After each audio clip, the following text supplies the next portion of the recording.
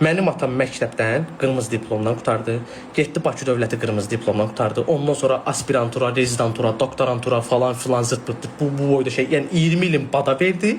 20 ilini bada verdi. Axırda getdi fəlsəfə elmi seçdi. Onu fəlsəfə elmlər doktorluğu namizəd oldu. Onu aldı, elədi falan filan zırt pırtdır.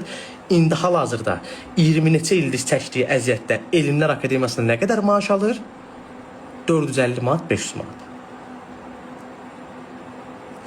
Mən amma TikTok vaxtlarında, o TikToku başım bıraxmamışdan əvvəl 1 saatı 200-300 dollar qazanırdım. Yəni mənim dədəmin 20-30 ildir çəkdiyi əziyyətin bəhrəsində axırdığı aldığım maaşı mən TikTokda 1 saat ağzıma gələni danışırdım. Mən 1 saat onu qazanırdım. O neyinib, mən neyinəmişəm. Bu məsələ budur. Ona görə deyirəm, oxumaqdır, elmdir, qardaş.